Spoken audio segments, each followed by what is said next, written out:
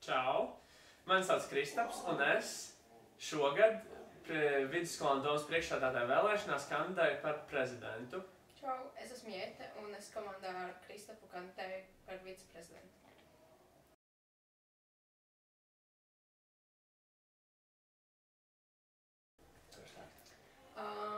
Es šogad esmu daudz aktīvāk nākus sēdēm nekā tas bija līdz šim. Es esmu bijusi labā roka ārlietu koordinatoram, Jēkabam, un vēl es esmu ar valdi piedalījusies fóruma veidošanā. Jā, un es pagājušajā gadā izgāju šim procesam cauri jau vienu reizi, un šogad biju vidusskolā un domas viceprezidents ar visiem tiem klāt nākošajiem pienākumiem, sekām un atbildības sajūtām, kā visu pasākumu veidošana, prezidents Rūtas labā roka, kā jau stāstīja ēnu dienā, palīdzu visiem koordinatoriem, ja brīdī kādos brīžos, ka tas nepieciešams, un dažreiz, un tādā sadzīviskā valdes ziņā, mēģina būt tāds savā ziņā pesimistiskākais. Tas sākās man šķiet nedaudz pirms ziemas brīvlaika. Es lēnām sāku domāt, ka mācību gads jau tūlīt iet uz otro pusi, un vai es vēlos nākamgad kandidēt, es domāju, kāda varētu būt plusi, kāda mīnusi. Un es sapratu, ka tā iedzīvošanās vidusskolā un domas valdē ir diezgan ilgs process, tāpēc brīdī, kad es jau esmu iedzīvojies, būtu grēks to visu mest malā. Un ja man ir tāda iespēja, būtu jāturpina arī otro reizi. Un tad es domāju, kuru cilvēku kopā varētu kandidēt, un nonācu diezgan ātri līdz Jetei, piezvanīju viņai, un viņa diezgan ātri pāris pusminūtes laikā pateica, jā, sarunāts. Tā arī notika. Man bija kaut kāds pāris dienas jau tā nojauta, kaut kas brieda tāds, es piekrītu. Kristaps līdz tam bija ļoti foršs komandas spēlētājs, un es domāju, ka tā arī mums nākamgad varētu iet veikuši.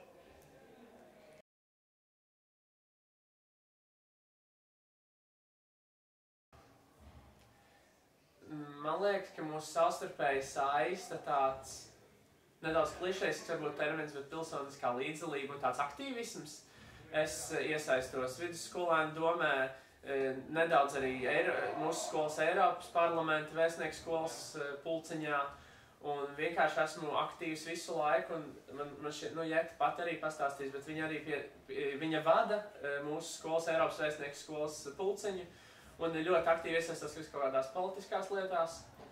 Es domāju, tā atšķirība tad mums ir tāda, ka Kristapam ir vairāk pieredze tieši skolā, un tad es esmu viskaut kur citur piedalījusies un iepazinusies ar cilvēkiem un darījusi lietas, un tad man ir tas bišķiņ no malas viedoklis, un tad Kristapam ir tieši tas tieši kā strādā pašpārvalde. Un tad šie atšķirīgie viedokļi viens otru ļoti labi papildina, manuprāt.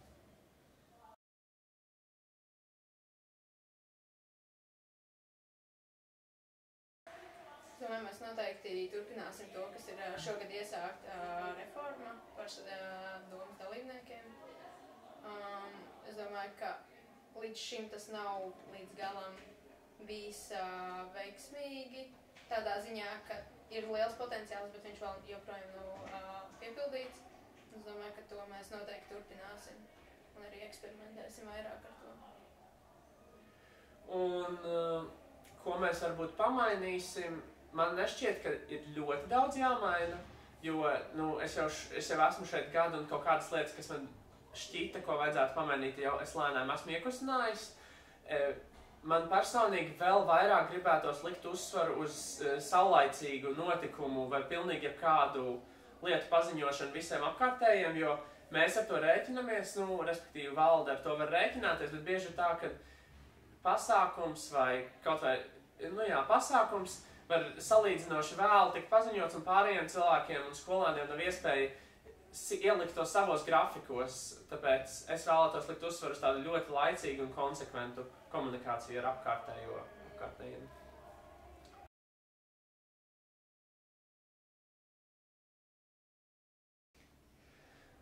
man visvairāk šai skolā patīk mani skolas biedri un klases biedri.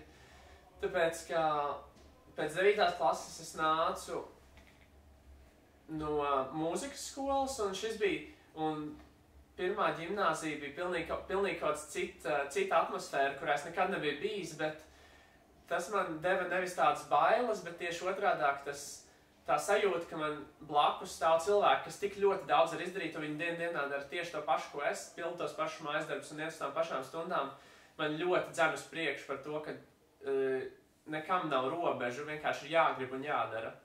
Jā, es noteikti piekrītu Kristapam par cilvēkiem, un tas ir kaut kas, ko skola piesaista, un es nāku, un es satieku, un arī no rīta. Kaut vai tā vienkārši sasveicināšanās, tas dod enerģiju, lai tālāk, varbūt drusciņi arī tā komunikācija atšķaida to, ka nav tikai tā akadēmiskā vide, un nav tā, ka mēs tikai mācamies, bet arī ir tā otra puse, kas ir, ko varbūt reizēm vairāk var izbaudīt.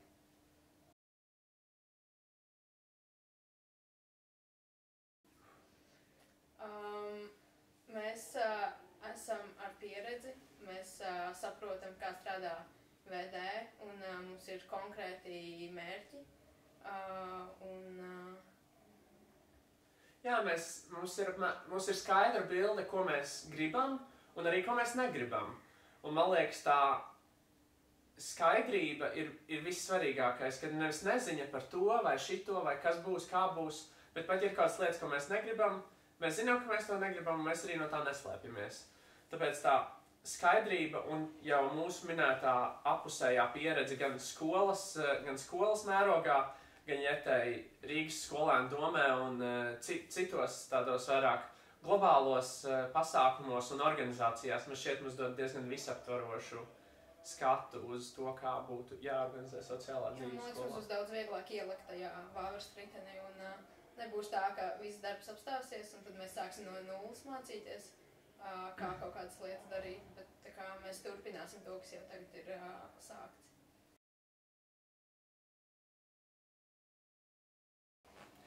Nosvērti, strukturēti, atvērti jaunumiem. Kristaps un Jeta. Tiekamies 8. aprīlī.